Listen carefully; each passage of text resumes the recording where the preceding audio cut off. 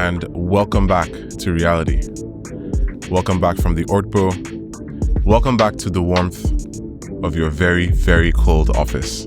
My name is Ebube, and you are listening to Popcorn for Dinner. This week, we are dealing with the aftermath because quite a lot has happened, and a lot of people that we care about on this show are very, very, very sad now.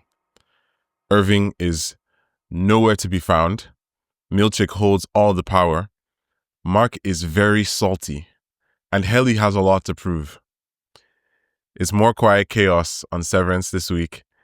And here with me to dive into said chaos, because we apparently like punishment, are Chinedu and AJ. How are we doing, guys? We're good. We're recording this on a different day. So 4 days closer to Friday. So my energy is more up than usual. That's amazing. Yeah. That's amazing. That's more than I can say for Dylan. I'm all right. I can't wait for the next episode because I just need to see if Mark stops acting the way he's currently acting, because he's pissing me. He's disappointing me. Like, I need my boy to just lock in. Interesting. Okay. Well, I guess there's a lot that you could say about Mark's disappointment. I'm looking forward to diving into that. But before we do that, just wanted to tell everyone that Winter Wonder is officially underway. We have a lot going on this podcast in the coming weeks and months. Now, in addition to seeing us here, the Severance crew, the Invincible crew is here. We have The White Lotus also coming out very soon. And Yellow Jackets is premiering today. Now, as far as Severance Season 2, Episode 5 is concerned, how are we feeling? Is the aftermath making sense? Are things a little harsher than we thought? What do you guys think? So I would say that number one, I'll try and go character by character. Oh, look at that amount of detail. Here we go. Obviously, you did say it in the intro. Helly has got a lot to prove. I feel bad for her. She's coming. No one believes her. Yeah, exactly. She's coming to chaos. She's coming to a lot of distrust. She's coming, and she's also lost a friend. So it's quite hard for her. True. I think Mark is really, really struggling. I know AJ said he's pissing her off, but I mean, if you think about it from his whole point of view, his mind must be so frazzled at the moment. He's looking for his wife. He has this work wife. And then he sleeps with who he thinks is his work wife, but turns out to be the founder's daughter. Yeah, he's definitely processing the idea that he was assaulted. I think obviously Milchick drove that home to him. His mind was already all over the place before that, but Milchick drove that home to him. I think if it was someone else, maybe, but it looks like a catastrophic decision, and he's thinking about how this organization knows so much about all of them. He just feels helpless at the moment, I think. Dylan, same as well. I think generally this episode, each episode, you think you can't get more distrust from the group towards the company, but yeah, they always find how to dislike them even more. So yeah, I think it just and obviously Milchick will go into that as well. We might be sensing some distrust from him towards the company, but yeah, we'll see. Okay, so AJ, as somebody who is not really happy with Mark right now, do you agree with Chinedu? Is it a bad idea to antagonize him? I feel like yes, because like Chinedu started off saying Helly is going through a lot. She just came and she was thrown into this whole whirlpool of what is going on. But the one person that's meant to extend her so much grace is Mark, and he's not. Yes, he's going through a lot, but there's a certain way you process all the emotions you have, and instead of like processing it the right way, he's just projecting, and it's causing so much like turbulence between what's now like three of them when it's meant to be four. Like Irving Mm. is gone, so it's Mhm. like you're down to three, you don't know what's happening, but instead of you to lock in, yes, like he feels hopeless, like, oh, they know everything about us because Helena was in there with them. He feels hopeless that like he's not any closer in getting to know where Miss Casey is, or like he feels lost, but it's like, why are you locking in at work? It's like that's the last thing you should be thinking about now, because what now, like I think he was at 83%, like the last time we saw his laptop. And like they need him Yeah. to complete that one thing, and like that's what he's going back to. So it's just like misplaced priorities on his side, so he's really pissing me off. And I feel so bad for Helly because like even when Dylan said, have you guys like caught up? Like, did you tell her Miss Casey is your wife? She was worried. She was worried. She wasn't angry. She wasn't like hurt that like, oh wow, like this guy I'm potentially falling for has a wife. She was like, are you Yeah. okay? But Mark couldn't Yeah. extend that much grace back to her. So it's like I think the reason for that is because the last time he told Helly that Miss Casey was his wife, he got the same, oh my God, are you okay? But it turned out to be false. So now he's just like, Yeah. he's just like, you know, like, Yeah. what are we really doing here? He's like, are we sure? Yeah. How do I know that you're who you say you are? And she's like, you don't. You just Yeah. have to trust me. Yeah, that's trust. And that's very hard. I think yeah, with what you both are saying, definitely he can handle the Helly one better. I think where we should 100% fault him is how he handled Irvin's departure. If anything, that should motivate you to want to do more, because Irving did warn you. He did tell you that this person is not to be trusted. Obviously, Dylan is reflecting on not trusting Irving, and we can see how he's taking it. You should also tread the same path of how he's, reflecting on the loss, but he's not. So I think I can fault him there. And to be honest, to an extent, yeah, with Helly as well, he should understand that she's just coming back. But I guess with this company, you just never know. He just doesn't know. Bear in mind, these people are 2 years old in terms of their brains. They thought this person was this person, and then it just turns out it wasn't. But the gravity of, okay, your innie was here pretending to be you, but I slept with her though. Like, that's like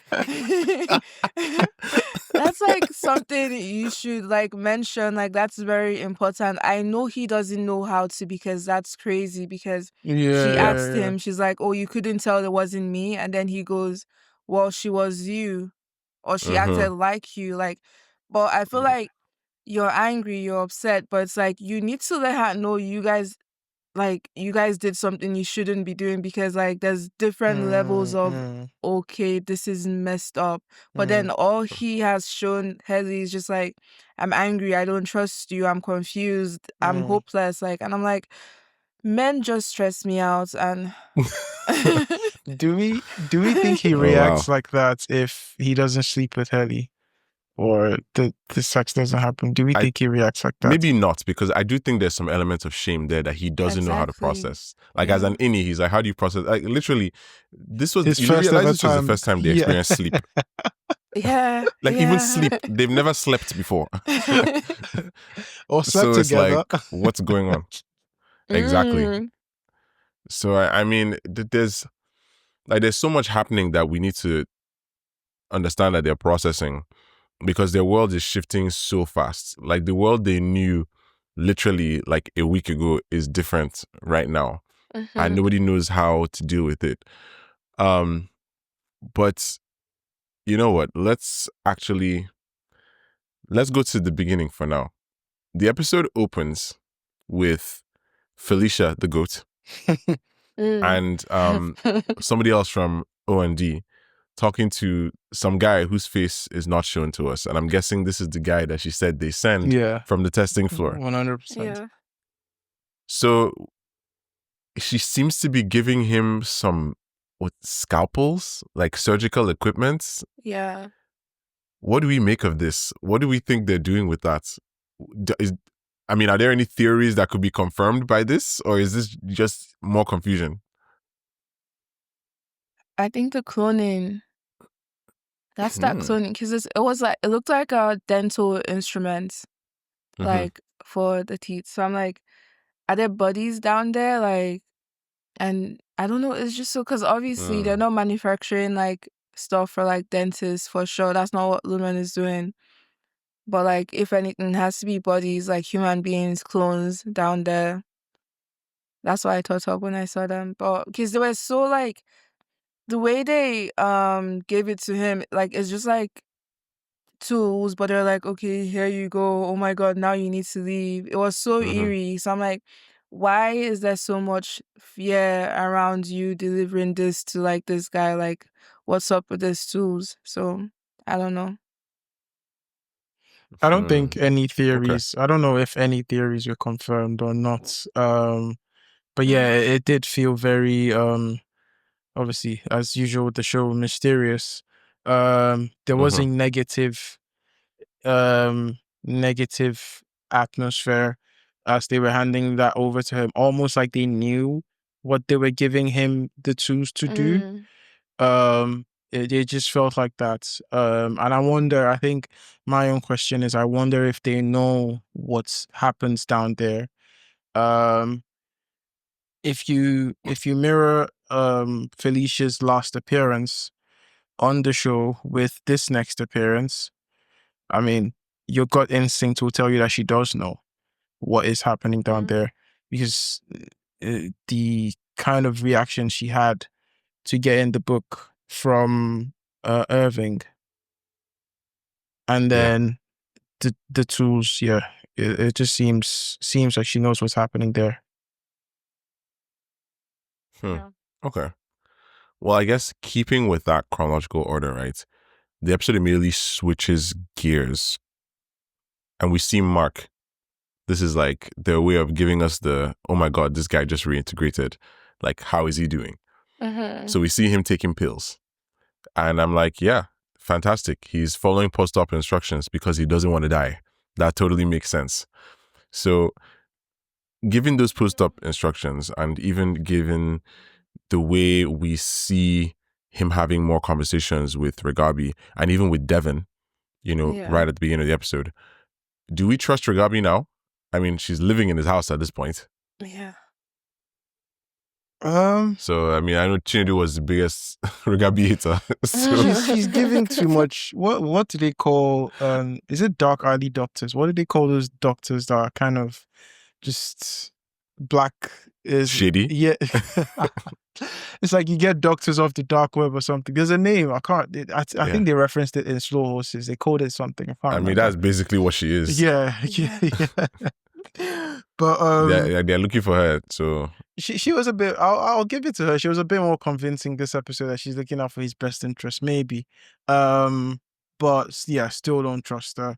I think. Yeah. And my distrust for her, it's not that I think she's a bad person. I just think she's doing this to wash herself off her sins with Lumon, rather than actually she's not trying to rescue anybody out of, the goodness of her heart or anything. Do you get what I mean?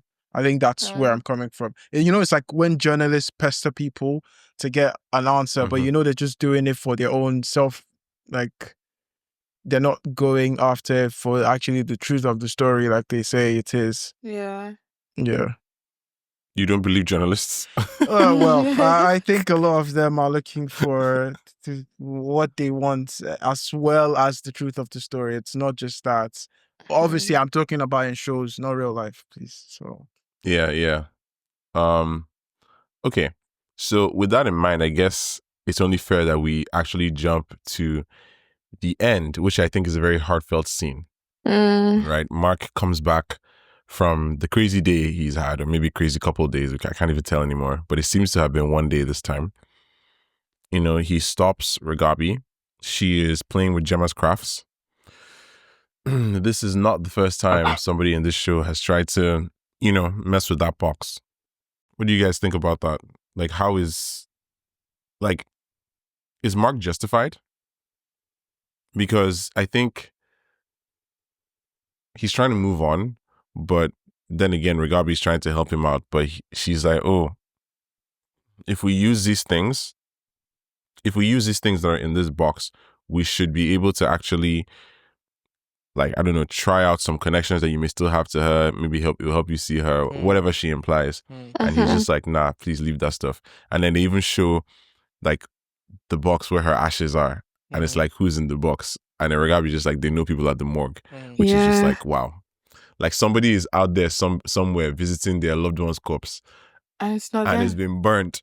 Like, it's been burned and it's in Mark's basement, bro.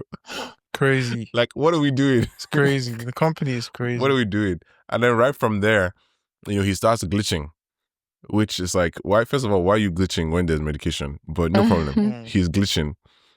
And we get this emotional end to the episode where he actually sees Gemma. Like, he sees her standing in front of him. And let's think about that for a second, because this isn't his Ini seeing her. This is Audi Mark finding himself inside a place he doesn't know. Yeah. Because he doesn't know what the inside of that place looks like, right? Audi Mark definitely doesn't know. Whereas Ini Mark knows all his way around all the hallways. It'll take him 2 minutes to walk from the elevator to his office. It can't be me. But like, Audi Mark is lost, and then he turns around and he just sees Gemma there smirking at him, and he's just speechless, and he just starts like crying. Yes. That was so well done my by Adam Lord. Scott. Emmy. Excellent performance. And yeah, what do we think of this reveal? Because that's the end of the episode, right? That's where they leave us. So how do we feel about that? I feel like just imagine how he felt. Like, oh my God, you're standing right there. Oh my God, I'm seeing you after how long? And I'm seeing you in this place. It's working. I was just literally saying, oh, don't touch her stuff because I'm not ready to like process. Nah, he's what going to be it like, will please mean. take Yeah, take the he's whole going to box. like, yeah, I'm ready. Like, I saw her for like 5 seconds. I want to see her more, right? Yeah. Like, and also like what she was also saying, like, it was kind of like they were feeding him slowly and then they gave him the full thing because he was hearing her voice. Obviously, he's never heard her like say those things. Maybe he knew those stuff about himself because she was saying your outsee is this and that, so he knows that's like about him, but it's her voice that he hasn't heard in a very long time, and he's like, oh, what's happening? And then he turns and he sees You're right, her. it does start from the voice. Yeah. And I'm like, oh, like, imagine how that will move him. So like his face, I'm like, yeah, this is excellent work you've done here.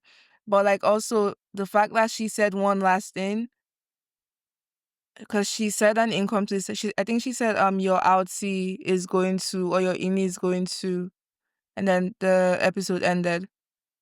That bothered me because like, is it die? I don't know. It could be. Interesting. I mean, there's only so much mystery. At this point, like, I almost want to just like sit down and grab popcorn and check out episode 6 because I can't wait for that to come out, because it's like, how do you even follow this? Yeah. What is Audi Mark going to do? Like, he's making, this seems like a breakthrough, but at the same time, it's breaking his heart. Oh my Lord. And the only person he can talk to about it is Regabi. Yeah. And she's really not a nice person. She's definitely not. Definitely she needs she's like, skills. fix your dryer. She's giving. Like, fix I your mean, dryer, like, bro. maybe you shouldn't just leave here. She's giving also, NHS doctor, man. I want to say like something, or maybe we're moving too far, but he had asked in that scene, or like, when do we continue or when do we start, whatever, and she said, oh, like, we need to pace. And then he goes, I don't remember anything. Then she goes, well, maybe your ini does. Yeah. And then when we see Irving again, he says, oh, I got fired. I think they found out what my ini was doing.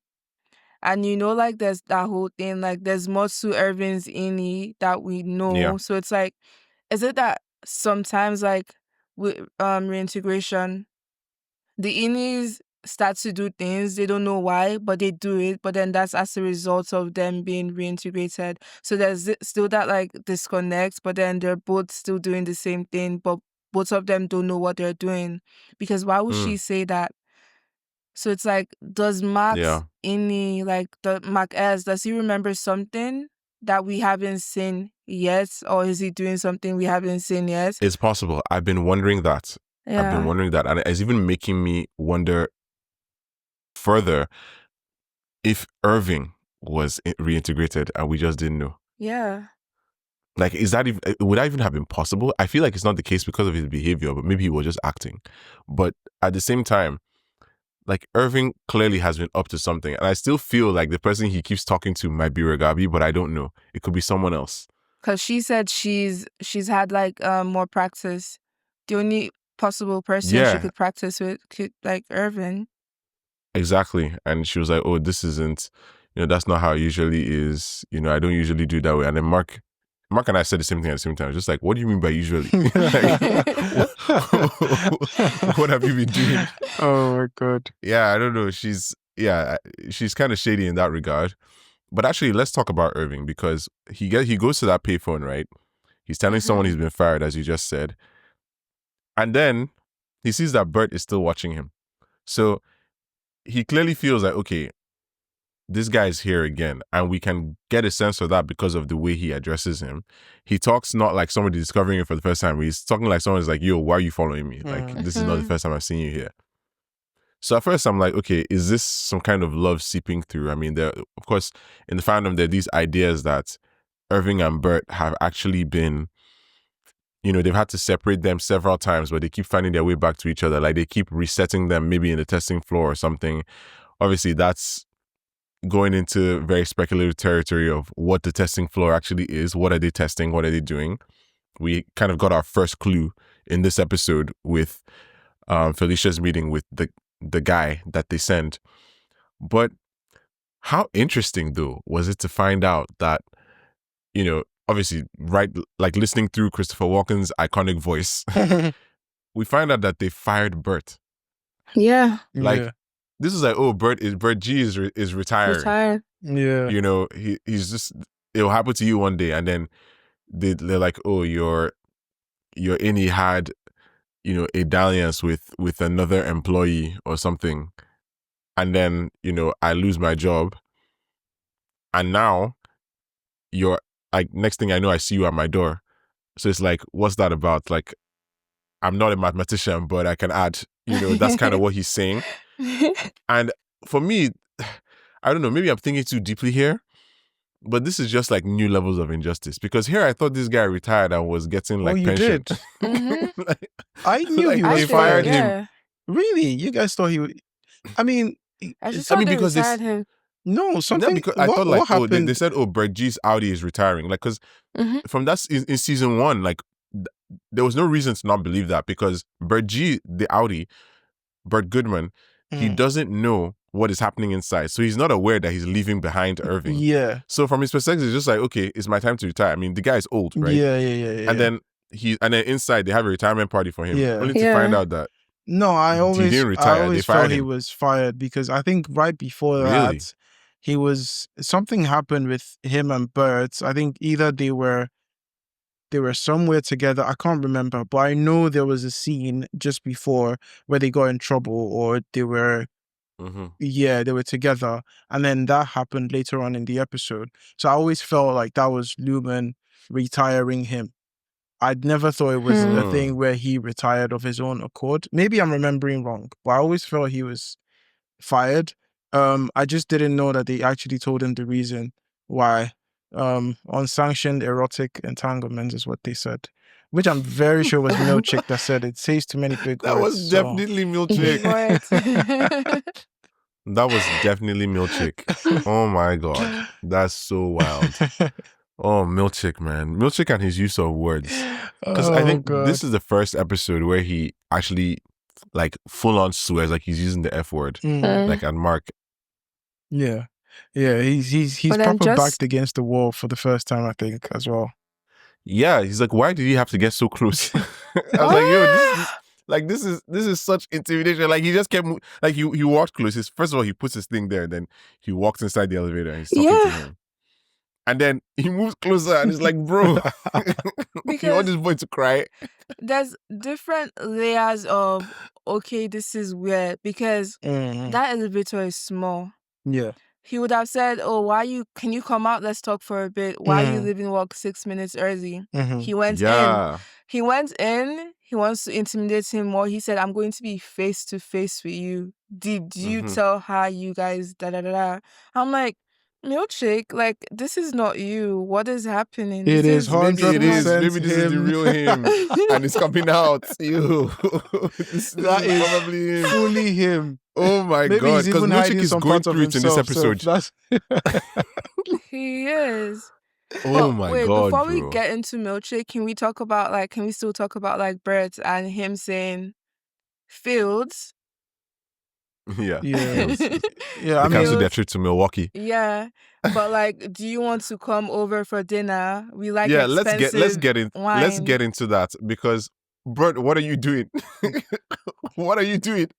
Like literally, it's like, what are you doing? I'm no expert. How is it possible that you're inviting this guy to your house right now? I'm no expert. You just found out that he's possibly the person that you may have had some kind of unsanctioned erotic entanglement with.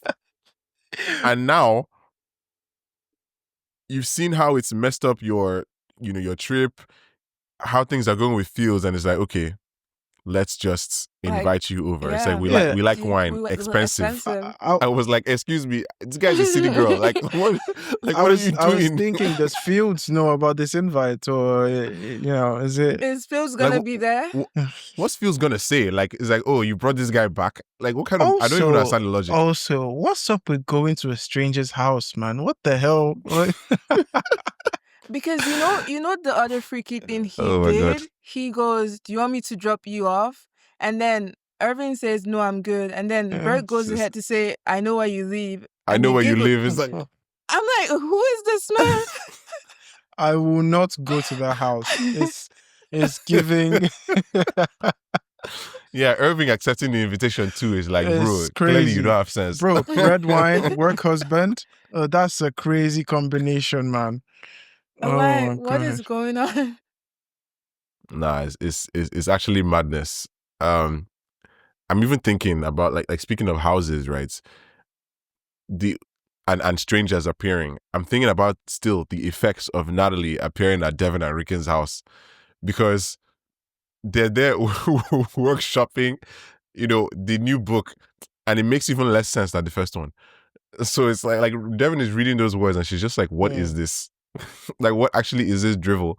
And honestly, this may be the most sense Ricken has ever made. I can't lie. I can't lie because he says it in a very Ricken way, but he essentially asks, we can be rich. What's your issue? Yes, literally. I'm like, you know what? I respect it. Like, do what you have to do. I don't blame you because I would do the same thing. Yeah, he's like, we just had a baby. Like, we need money, bro. I mean, that's crazy though, but because he's written this book that's, from what we know, is all about empowerment and etc. Now he's writing a version that is being used to do the opposite of empowerment. It's just so morally bankrupt, man. I'm sorry, I can't get with that. I can't get with that. I mean, I understand. I feel that. Right. I understand the logical sense that it makes, but we've got to draw some lines, man. Yeah, and I think they could give him like $1 million upfront. Oh, when you have a new child, let's think about it. Let's think about this. Wait, how much is strollers these days? I thought it's like $1,000, right? Expensive. If I tell you the number, you won't even believe it. I'm telling you, the number is crazy. Oh my God. Formula is a wallet killer.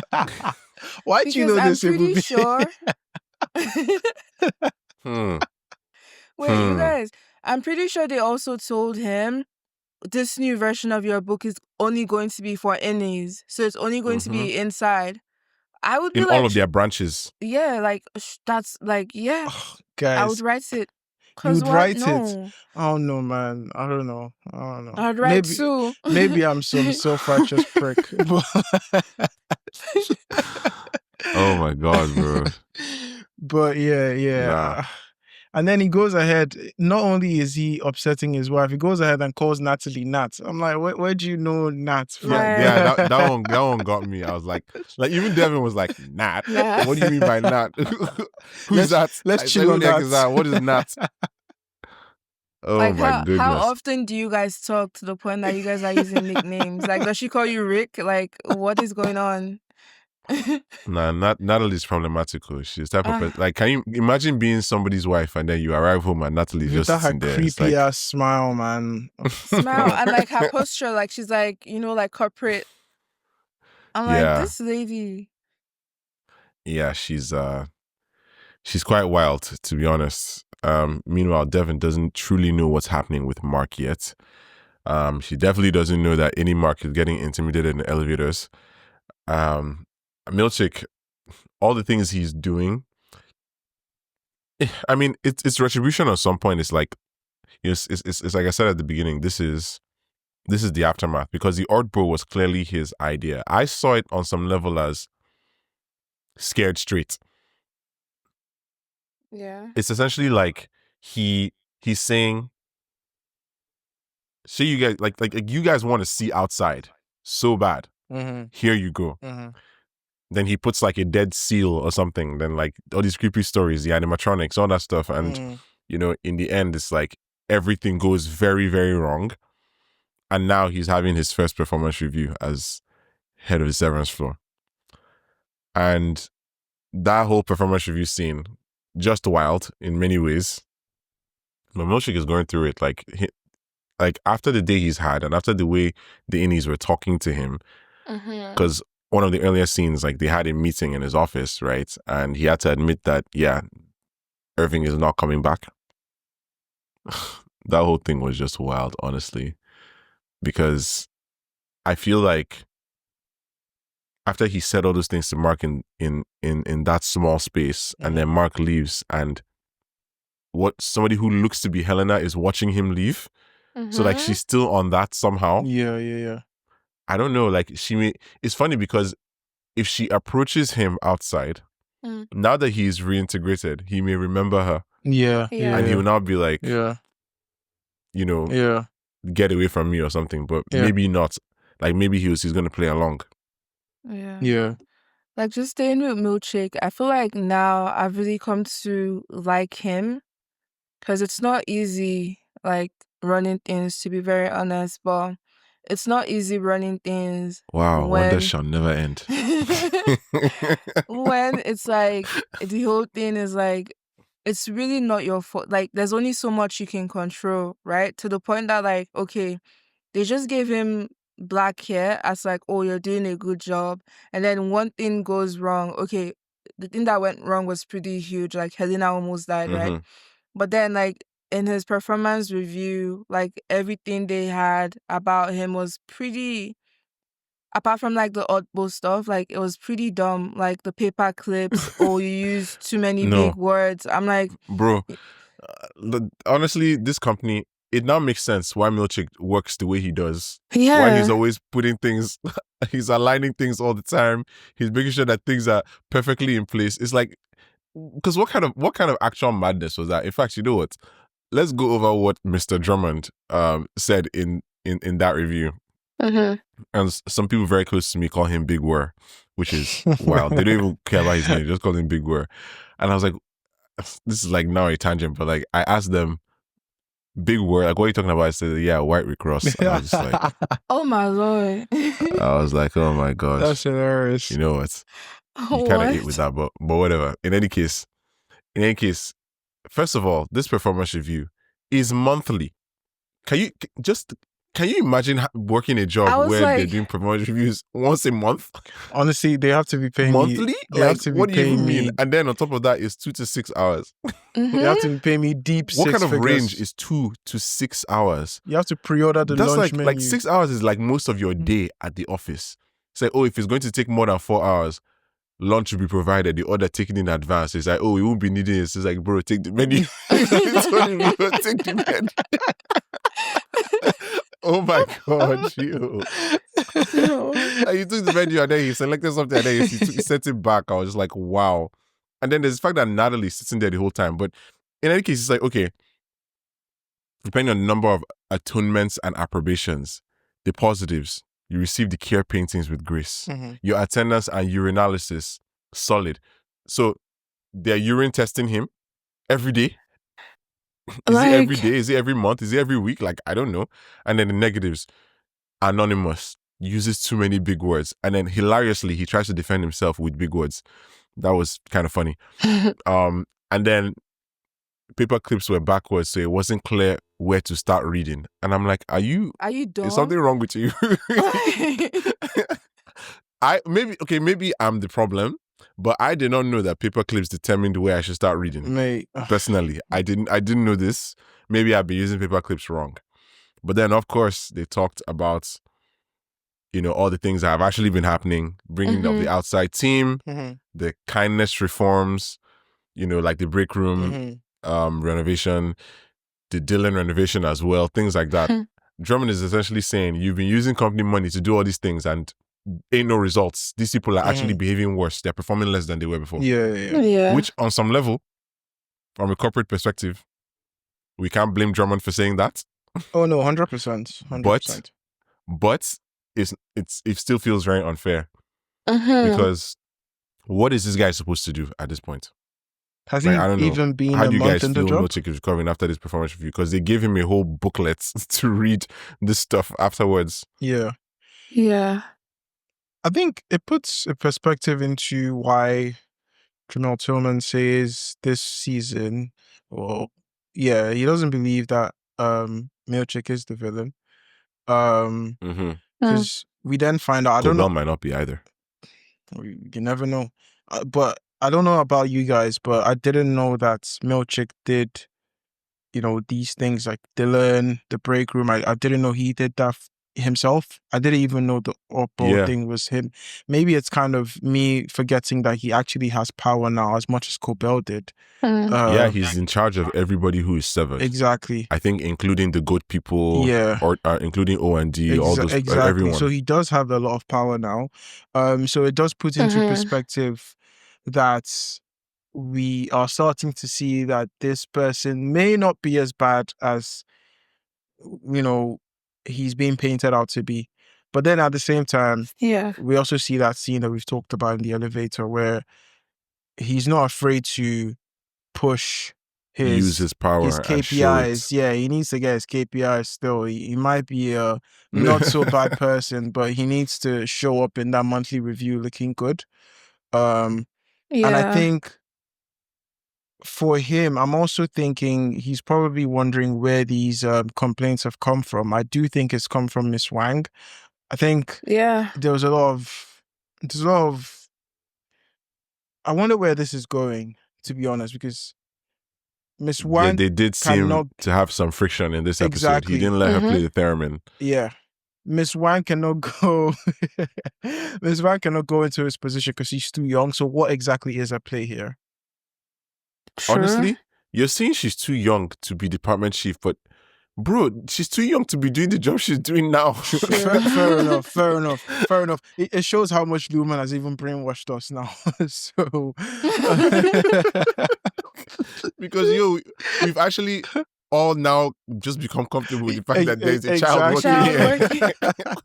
Exactly. But then crazy theory, there might be an adult's mind in there.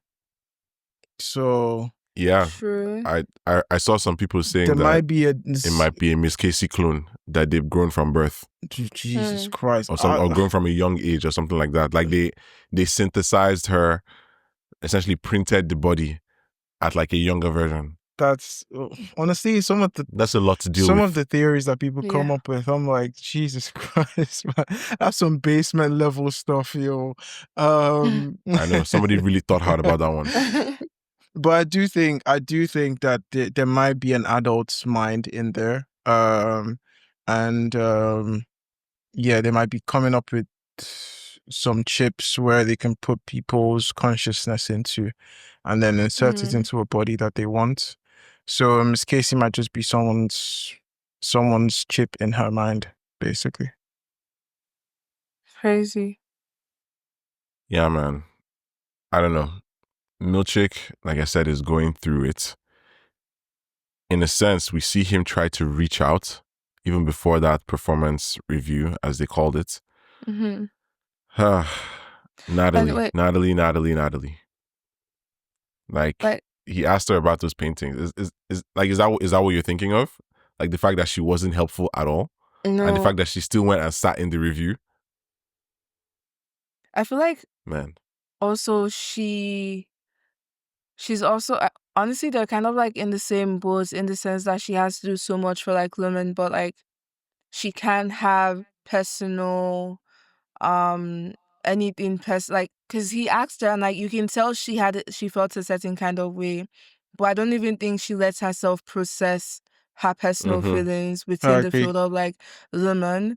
But Yeah, I like agree. the fact Milchick was able to even think that way and be comfortable enough to answer that question shows, I think they're kind of like humanizing him in a way. And also when they question the fact that he had kindness reforms, he responds and he goes, I'm not what's her name on the inside? Cobell. I'm not not Miss Harmony Cobell. Cobell. I'm not Yeah. Harmony Cobell. Right? Yeah. And then I'm starting to think like, oh wow, was he actually trying to lead in a different way than Cobell would? And it's kind of like firing back at him because he could have been terrible, but he wasn't that bad. That's what I'm seeing. Yeah, I mean, it makes right now. sense because he saw what Cobell did. He worked under Yeah. her, and he's like, "What you did wasn't working. So why would I now go and try the same things?" Sure. Like, it's like I'm the first black guy in this position. Like, I'm trying to make sure. No, literally, Milchick knows he's black. We've established this, right? So he's like, I'm not going to come here and start messing up. Like, we need to try to actually be excellent here. Literally. So he's trying to talk to Natalie, and on some level, it feels like she's being cool. But then you think about it and you're like, I feel like for her, she always feels that they're listening. Because she's a lot closer to the board than most people. Than he is, pretty much. Than most people. So what if she didn't say anything because it's like, yo, we're on Maybe company they are just grounds like right now. behind our ear like this. We can't see. There's just something attached there. Yeah. Everything. Yeah, like this whole ominous boards thing. And like, even speaking of power, right? It was interesting to see that Mr. Drummond had this much power. Like, I feel like if you watch this episode 1 and 2, you would think he is some type of like bodyguard. elevated bodyguard or something. But here he's doing the performance review of the person who runs the 7th floor. Yeah. Like, he's not nobody. Oh my God. The way he takes off his glasses, you know how much power he has. That's actually so true. And also like, going and back his smile to the beginning with like Helena, like, because obviously now they're icing her out or taking away whatever power she has because obviously she has failed. It was him and Natalie. Even though Milchick calls her leader in waiting of this company. Yeah, and also because there's this whole theory on like Twitter that like she's not loved and she doesn't like herself as an Egan. The fact Which is that the like things she's been saying inside to Mark are essentially true. Like, I don't like myself on the outside. exactly. Yeah. So also the way like because she had said something and she's like, oh, I should speak to my dad or my father, whatever, and then they said, oh, he agrees or he encourages it, something like that. We're not going to bother him with this contretemps. Yeah, and it goes to show like truly they don't care about her as a person, as a child, as family. They see her more so as like as the heir to the throne. Too, we need get in line. Like get in line. Yeah. Like we don't see you as okay, you're meant to have like these feelings or emotions or needs and desires. Like you're what we need in the next few months or years, whenever she's going to be like the head of like Lumon or whatever. And then like something they also said was like, now she has to struggle with the fact that like even as herself on the inside, she's still not loved. Because Mark is interested in Helly, not Helena, but Helly and Helena are the same thing, the same people. But for her, it's more so like, even as myself, he still chooses another version of me than true me. So really, anywhere she goes, she's not loved. So it's like, I'm also extending grace to her as a person because I can imagine like, because even within that conversation, there's so much cognitive dissonance in like the way Dissonance. she was speaking, because she goes, yes, I want to go back. Those animals tried to kill me. Imagine then- calling them animals. You're sleeping with one though, and you're being your true self with one though, and you want to go back though. So it's like, girl, like Bars. what is happening? Bars. I do think No, It's it a makes lot. sense. No, when she called them animals, I was just like, yeah. imagine being so removed that you're comfortable doing that, right? Mm. And it's also so telling because Drummond responds with, the work is mysterious and important. And I'm just like, wait, so they say this thing outside too? Nah, man, this company is wild. I think it's interesting that we bring her up because it then sheds some light into if this was her choice at all to even get severed. Obviously it was her choice, but did she really do it because she wanted to prove to the government that it's something that should be sanctioned, or was it her father that it probably was.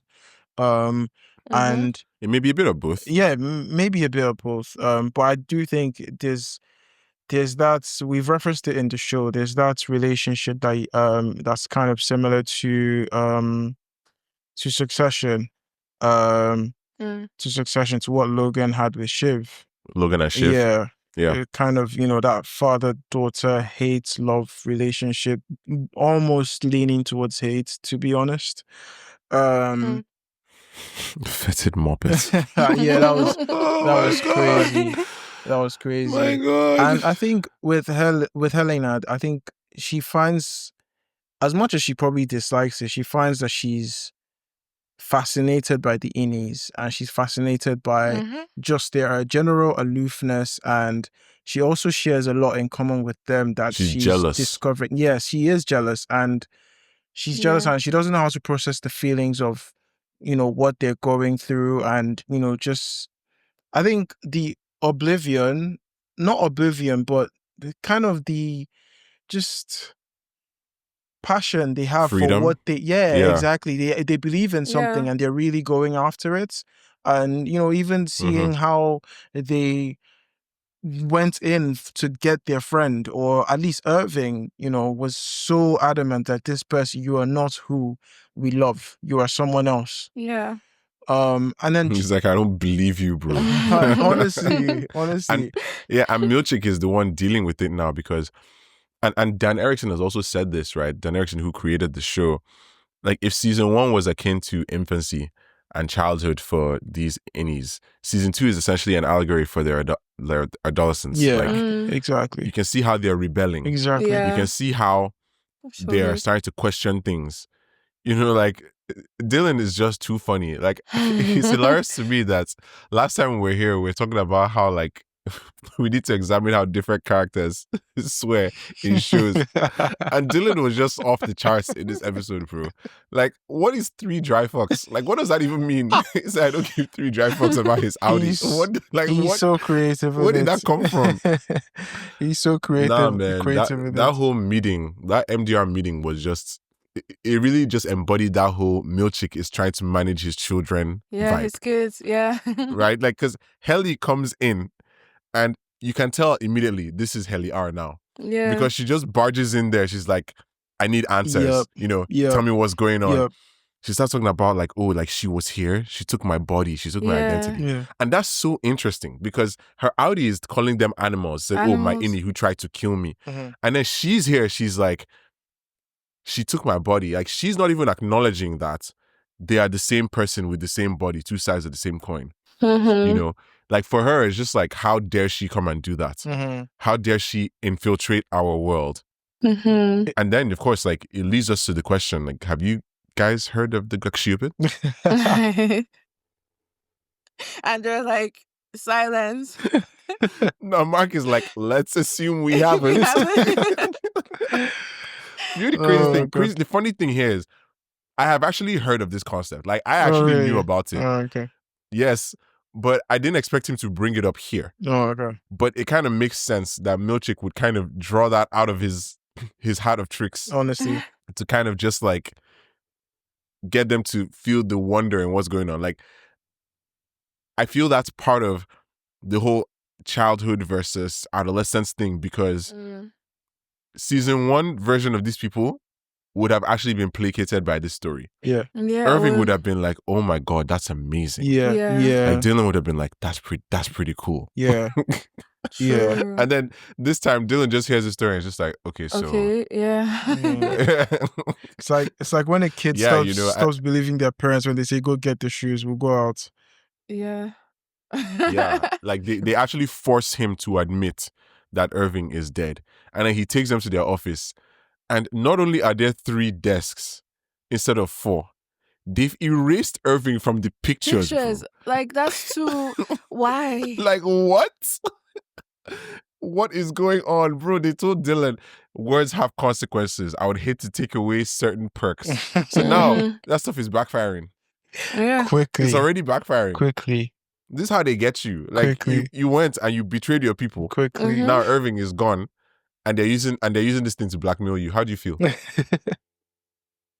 Because also it goes to show, like, as he says, I don't give 3 fucks about like his outsy, but you're doing something and you're keeping it secret from like the team so you can meet with your family, your outsie's family. Yeah. So it's kind of like, Dylan, you're not being fair.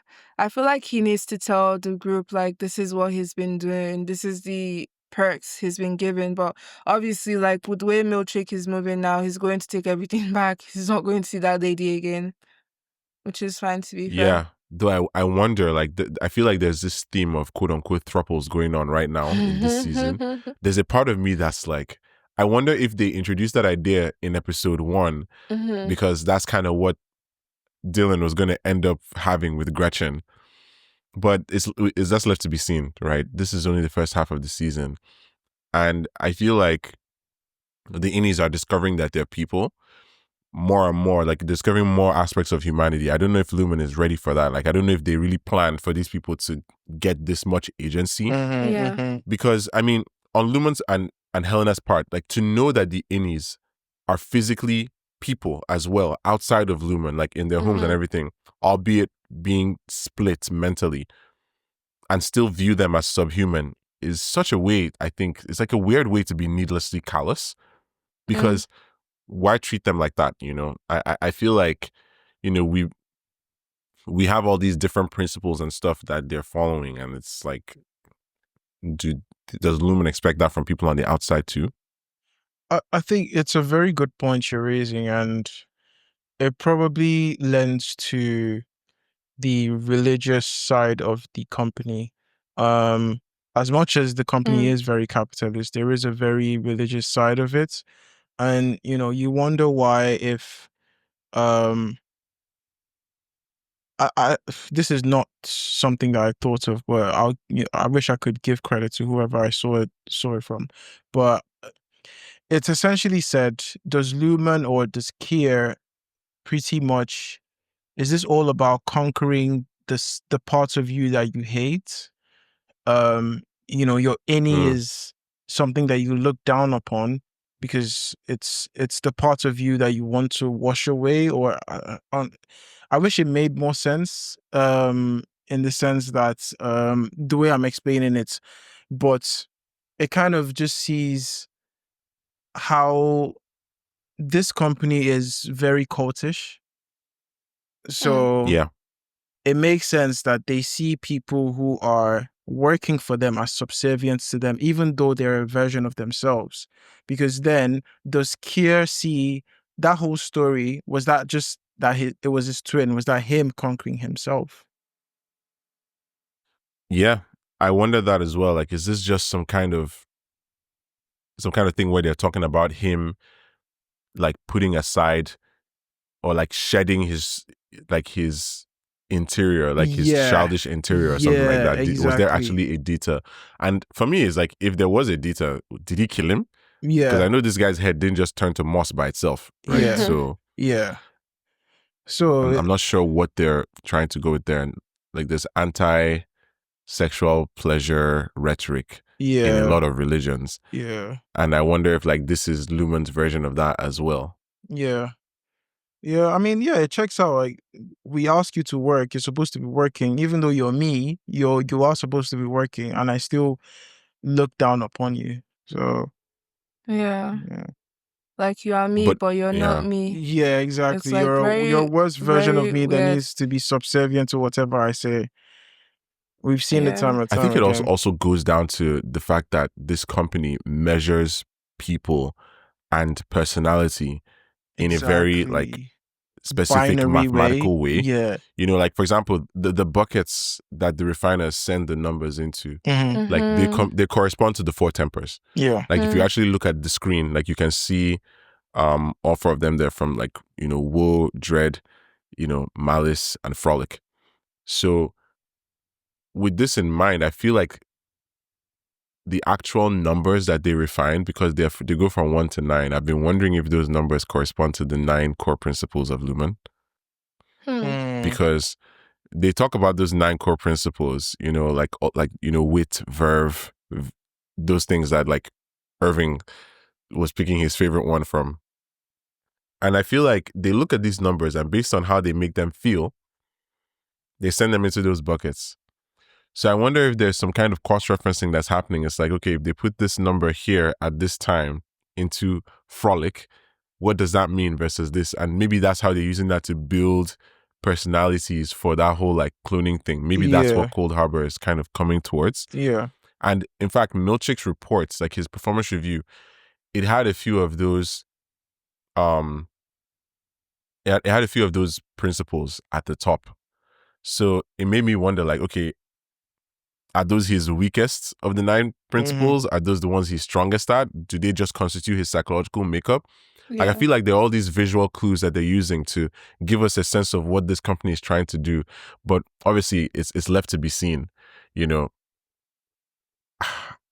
I feel like some of that comes out, not just in the way Lumon talks to the employees, but you know, we can see it in kind of the way the higher ups talk to each other. Like every scene that Mr. Drummond is in is very telling to me, because we get a sense of, you know, what these people actually believe. This is clearly somebody who has spent a lot of time around James Egan, for example. You know, and now that, you know, Helly has a lot to prove, there's division on the Severance floor. And that is like the division from outside is finding its way in, and I feel like everything is going to explode soon. But I guess that kind of brings me to the final thing that I'd like us to talk about, that funeral and the aftermath of what Dylan found. What did you guys think of this funeral? I mean, what was the funniest part? What was the saddest part?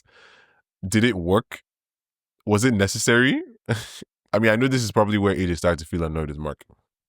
Yes, because it's like, even when they ask like, can we have like a funeral, and then he goes, oh yes we can, but it should be quick because we have to get back to work. I'm like, okay, you're annoying me. Which is like, bro. Like, that's kind of crazy for you to say, but okay.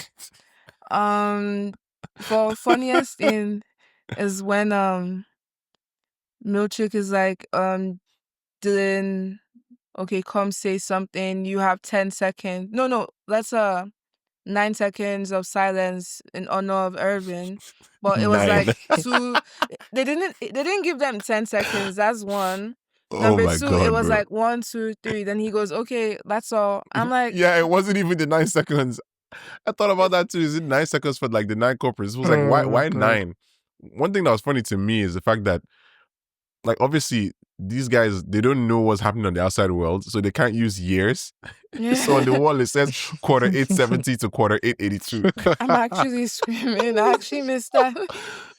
Oh my God. It's like, okay, so Irving was around for 12 quarters, roughly 3 years. Is essentially what they're trying to tell us. Oh my God, that's so insane. Oh my goodness, they actually man. don't know the concept passage of of time. Yeah, I mean, they don't, because they don't want them to have any inkling what's happening outside. The only inkling they have is in the perpetuity wing.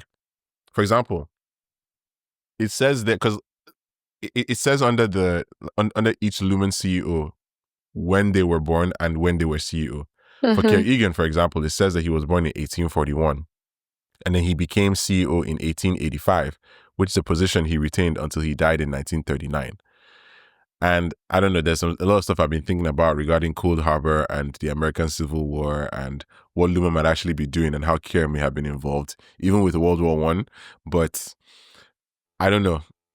I need to fully cook that first. But at the same time, there's no time.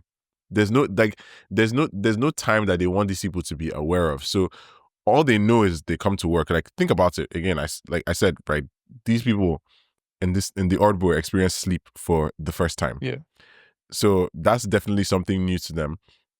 All they've been doing essentially for 3 years in Irving's case is he walks to the elevator and then he walks back. Yeah. And then he walks the elevator and then he walks back. Like, that's their whole life. They never rested. Like, their minds never get a chance to rest, even though their bodies are fully rested. They're essentially like robots in that sense, which, by the way, I realized that ORTBO is an anagram for robots. Is it? Yeah, it is. Yeah, it's the same letters. That is That's crazy. kind of interesting to me. So somebody definitely thought that through. Chinedu, what did you think of Dylan's eulogy? It was funny. when you Sweet with his regular sugar with his regular pinch of salt, as Milchick said. When Yeah. you think that story about the toner and the water, I think when you think it's Oh, yeah. it's stopping, I was like, bro, it gets don't drink that stuff. He said, I drank it anyway, dude. Because I forgot. Oh my god. Yeah, that was hilarious. But it was very touching. It was very touching. Yeah. They had a very good friendship, and he's gonna be hit hard. Yeah, I fell for him. I think that's feel all like I could say. I fell for him. that was his best friend, because I feel like with the initial four, PT, Irvin, Dylan, and Irvin, I feel like there was also like the dynamic too within the four. So it was definitely like Dylan and Irvin, and obviously there's that guilt he feels that I was betraying my For not friend listening. Yeah.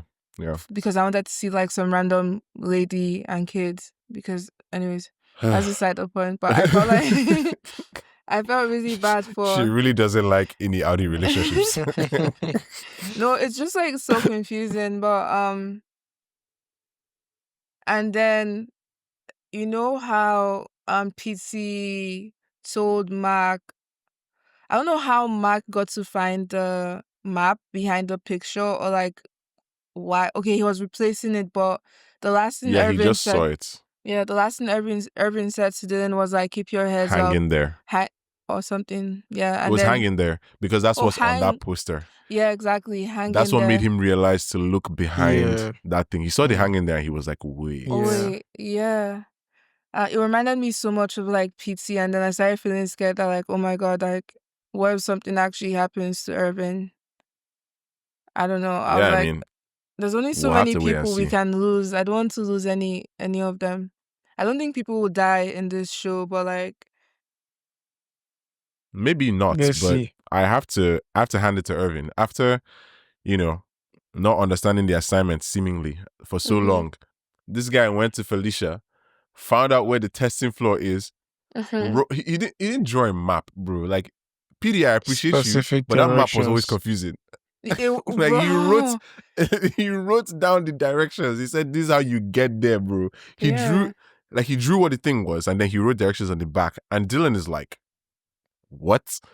This is the kind of thing that would have been good for Mark to see, but Mark is, I guess, not in the right headspace right now. He At isn't. all. Really isn't. Yeah, and like Helly clearly has a lot that she said a lot to him, and I don't know if he's going to even change. Like he starts to glitch a little bit before he leaves the office too. So Oh, I don't know if wait. there's going to be more from that. The fact my boy is coughing, Rigabi, Right? I will hunt her down, because what do you? He's been coughing a very type. Like, I'm like, why are you coughing like this? Are you okay? Yeah, he's actually been coughing. I can't lie. Like, what's with the coughing? I don't know. Like, is it the medication? Is it that he's not taking enough of it? Like, Yeah, I because don't know. it's also worrying, because what does reintegration have to do with coughing? Like, Coughing. there's not supposed to be virus from this. Because you know something I missed in that episode where she did the Yo. initial procedure. It's like she had to hit something for it to turn on. Mm-hmm. Oh, So I'm like, this shit. Gosh, I'm scared. Oh, I think the the stress word is too you are much. looking for, Chinedu, is quack, like quack doctor. Is that It's what not they even- call them? yeah. It's not. No, it's not even. That's- I need to find this, man. But she's fake. It is quack though. What's There the is quack, point? but there's something they call it in slow horses. I'm going to look for it. Oh, jeez.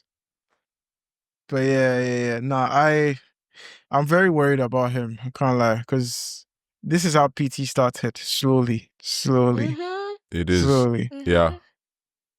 Yeah, 100%. PD. Man, the whole thing is just not looking good. It's not looking good, but it's definitely leading us to the right kind of direction, because it only gets better from here. Like this everything we've seen now is like the first half of the season has had this arc of, discovery, then deception, then, they realize what's going on. They try to, go in another direction. Then they try to scare them straight. And now everybody's just tense. And it's like, now we're Yeah. at this stalemate in the middle of the season. So I just wonder where like the rest of it is going to go. Yeah, same. Do you guys find that when you're kind of anxious to open a new episode, because it's like, why are they cooking for us this time? Nah, I'm always excited, man. I'm always Yeah. excited. Oh, no. because- Excitement, Because yeah. it's like, But there's a bit of... but a little bit of trepidation. What will happen today again? Exactly. I'm about to watch episode 6. I'm like, what? Because the way this season has gone, they first did the INI. I think that was episode 1, right? Was it INI, then Outie World? They did one of them. Yeah, that second episode, the Audi episode, there was the INI episode that was directed by Ben Stiller, and then the Audi episode was directed by Sam Donovan, who also directed this episode. So if you felt the vibes were similar, yeah, that might be it. Exactly. Then we had the Mark integration episode, then we had the ORTBO experience, and now we have this one. So I think this one was the first one that's kind of gone in a just continuation. But yeah, they've really been keeping us on our toes. Yeah. Any predictions before we close? Any predictions? You have to Maybe come a back slap. to me. A slap. Kelly slapping Mark S. Oh Because my he deserves God. it, not gonna lie. You When know what? he That tells might her- happen. I can actually when see he that tells her- happening. Oh my goodness. But what else? Devin is going to find out what Mark has been up to. That's I just thought of that randomly. I just throw that in there. How do you think she'll react? She'll be upset that he didn't tell her, but then she'll obviously be okay because she wants to find out what happened to Gemma too. Yeah. Okay. I'm gonna do 2. I'm gonna first say that we're probably going to see another interaction between Dylan and Gretchen that will probably feel weird. Any Dylan and Gretchen. Because I feel like Audi Dylan, that marriage is not doing so well right now. No. You can just tell, like you can actually just tell. And then the second one would be that Milchick is going to try to talk to Natalie again and try to get her to be real. It's a question of whether or not he'll succeed. Fair. We'll see. Yeah. Yeah, I guess we will. But yeah, I guess let's call it there. Thank you so much for listening up to this point, everyone. First half of this season is done. There's so much happening, but we can't wait to continue to break down the rest for you. Definitely check out our reviews of The White Lotus that will be coming soon, Yellow Jackets, and of course Invincible. This week, in fact, Bankole had a chat with the Fat Thor about some very, very specific issues that Mark is facing. So get on all that, subscribe to our newsletter, and we'll see you next time.